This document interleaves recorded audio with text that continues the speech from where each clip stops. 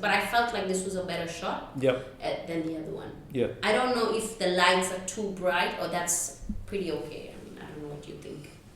And sorry, just a quick one. Usually what happens is there is a very good reflection of the skyline on the water. So I would have normally been able to get this like through this type of shot, but because of the extreme wind, you can't, it's not very visible. But in my eyes sometimes I can see a reflection of the water, a reflection of the skyline on the water. That looks nice. What do you think of this shot? Okay, this shot is, I mean, it's brighter for sure. Brighter. Because of the ISO?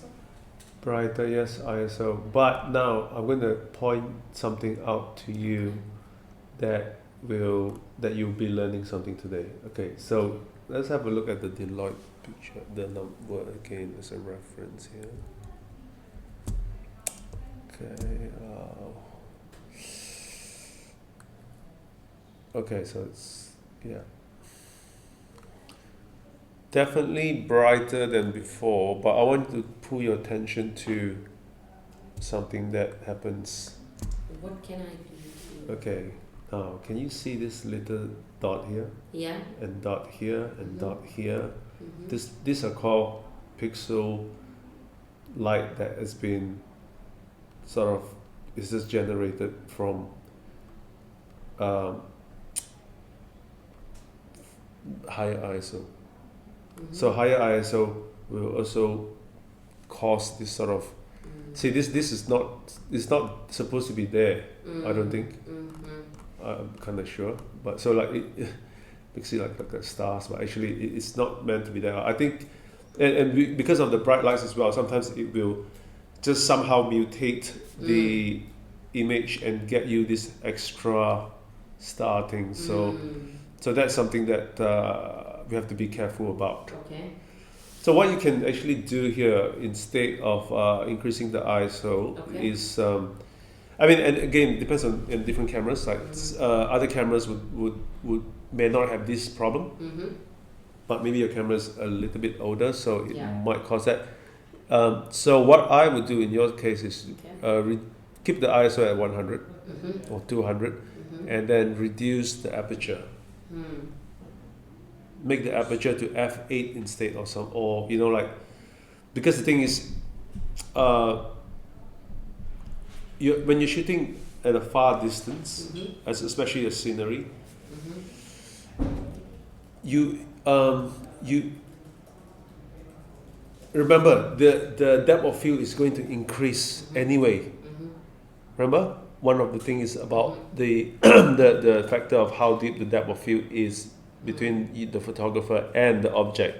You are very far from this thing, and even if you put at f4 or f5, your depth of field is still going to be quite large, especially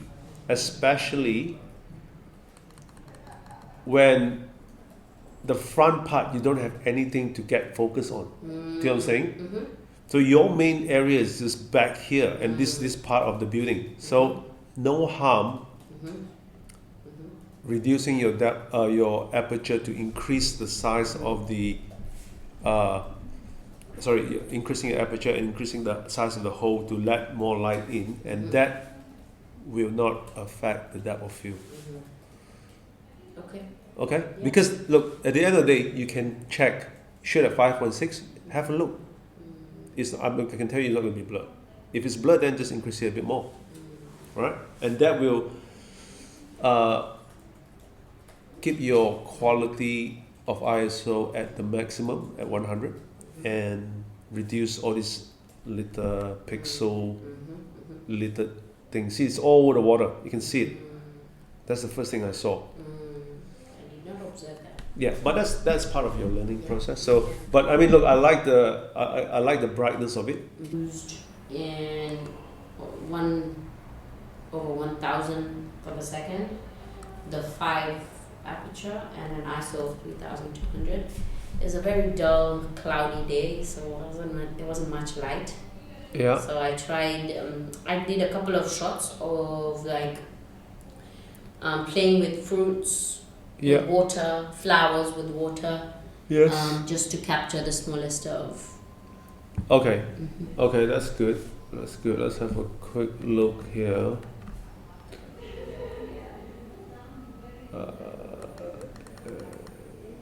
Yeah, it's good. Quality is quite good there. What's the aperture here? It is 5. Okay. Okay. Yeah.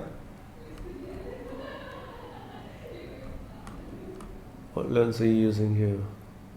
75 to 300. Okay. Okay, so why did you use that lens compared to, say, if you were to, okay, what's your reasoning of using that lens? So the other lens that I have, none of them can get into that much of. What's your zoom at the moment? Let's have a look. What's your 205. zoom? 205. Okay. So what you're doing here? Okay, so like for example, this is like the objective is to. I mean, look, this is good. This is fine. Just that the choice of lens. Now you can see the back is a bit blurred because it's 5.6 and you're shooting at 200, so it's got a depth of field situation here. Yeah. So usually for shots like this, when you want to show everything in here, you want to try and maximize the sharpness of this whole area. Okay. So unless you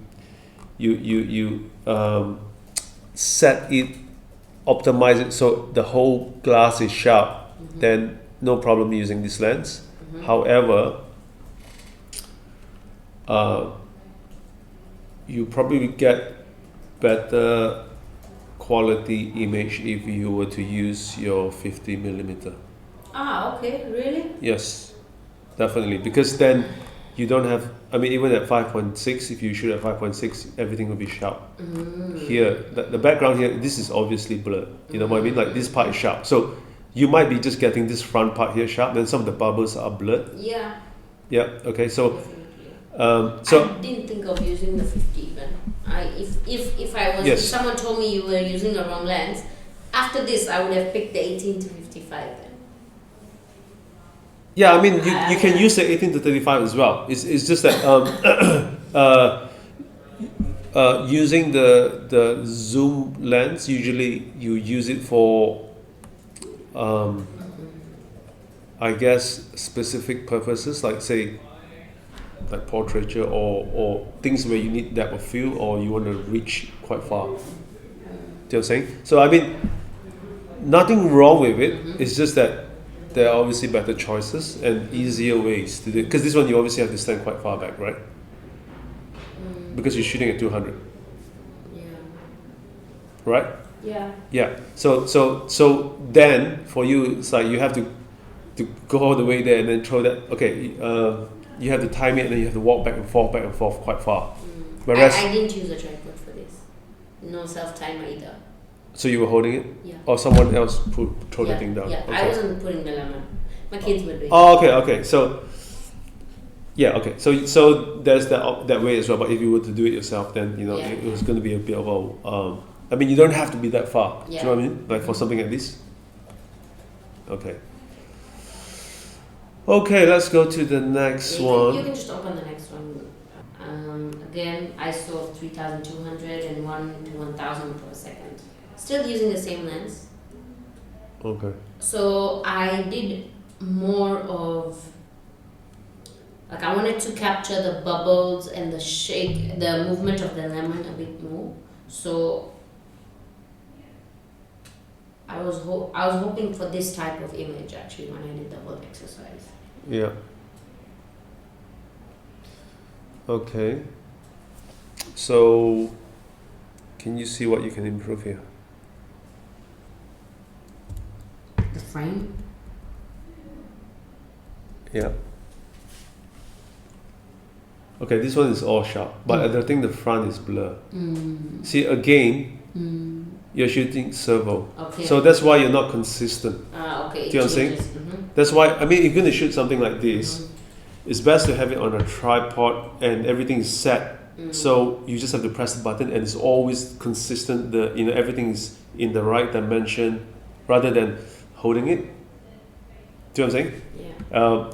And plus even if you were on servo, yeah, I mean don't show in servo. This is not for servo anyway. It's meant for a one shot or. Yeah, I mean I didn't change it so much. I didn't think it would affect. Yep. The images, but okay. And what speed are you shooting at now? 1 to 1000. 1 to 1000. Okay.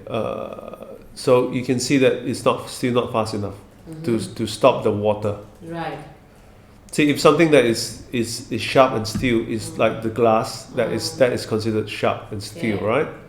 But when you look at the water, see, this is sharp. Water is moving. I see. So you need 1/2000 or even more. So what you should have done is just zoom in and have a look at the image, look closely and see. Now this one here, you don't know whether it's like depth of field blur or movement. So it could be both as well. Okay. That's why you need to use the right lens. See, the one at the front, you can see it could be a bit more sharper. It could be either one of the blur. There's two blurs, like motion blur or depth of field blur. So for an exercise like this, you definitely need to make sure that you've got lesser room for confusion. Okay. Okay.